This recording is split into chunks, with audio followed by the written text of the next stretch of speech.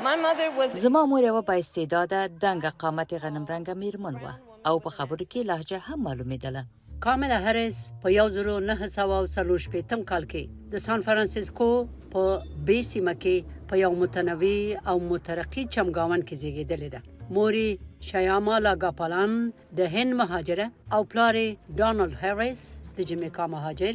دغه دوه مستعد فارغ التحصیل کسان د کالیفورنیا د برکلی پوهنتون ته د زده کړې لپاره ورځي او هلته سره آشنا کیږي. د 1960 په لسیزه کې برکلی د مدني حقوقو او د سولې د فعالیتونو مرکز و. هریس ویل دومره یادېږي چې هغه وخت د ماشومانو په ګاډۍ یا رکشا کې به غونډو ته وړل کېدله. تر 1901 کال پورې د هریس واده ختم شوی و. شیامالا ګاپالان د خپل دوه لونو سره د برکلی په یو سیمه کې چې فلات لند نومیده یو کرایي اپارتمان پیدا کړ. دوی د ماشومانو د ساتنې د یو مرکز یا شلټن ډے کیر په سر اپارتمان کې چې 2 کوټې درلودې او یو تشناب ژوند کاوه. د ماشومتوب ملګری کارول پورټر هریس اول ځل د ښوونځي د بس په تمځای کې ولیدله. مونږ په دویم صنف کې و چې د برکلی عمومي مکاتبو بیلاول ختم شول. هریس هاورد پوهنتون ته ولاړه چې په تاریخي اساس د تورپوستانو کالج دی او بیا وروسته د حقوقو فاکولټې ته ولاړه. هریس په داسې یو وخت کې څارنواله شو چې ډیر بې حده تورپوستي نارینه په کالیفورنیا کې بندیانو. هغه د څارنوالې په توګه وظیفه پیل کړه. هغه دنده چې په افریقایي امریکایي ټولنه کې ورته په منفي نظر کتل کیږي. هغه غوښتل چې ولاړ شي او بدلون راوړي ځکه چې خلک هغه سره نه محاکمه کېدل چې باید شوی وای. خلک د سیستماتیک نژادي تبعیض لمخې محاکمه کېدل. په 2002 کال کې هریس د سان فرانسیسکو د ناحیې د څارنوالۍ مقام ته رقابت پیل کړ. هغه وخت په سان فرانسیسکو کې هیڅ څارنواله نه و.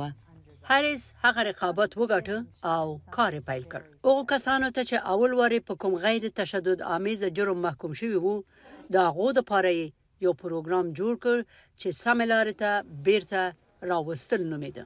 په 2010 کال کې د کالیفورنیا څارنوالۍ ته انتخاب شو. په امریکایي بانکونو د 20 میلیارډ غولونکو پورونو د قضیې له امله فشار واچولو، د مخدره موادو د تجارت او د انسانانو د قاچاقبرانو او د واده په مسله کې د مساواتو او برابرۍ لپاره کار وکړ. په 2014 کال کې د امریکا د متحده ایالاتو د سنا جرګې ته انتخاب شو او ډیر زر د مهاجرت، روغتیايي خدماتو او په جنایي سزا کې د اصلاحاتو راوستو د مسلو له کبله د یو پیاوړي غږ په توګه مشهوره شوه. په اجتماعي غونډه کې لنډو سوالونو او د دې توانمندۍ له کبله چې قدرتمند رهبران په سوال ځواب کې مسؤل بلل، هریس په ملي سطح د یو مهم شخصیت په توګه مشهوره شوه. خو په 2020 کال کې چې د جمهوریت ریاست انتخاباتو ته ودرېده، د هغې کمپاین د کارکونکو د جنجال او بې نظمۍ له امله یو مسیر پیدا کړی.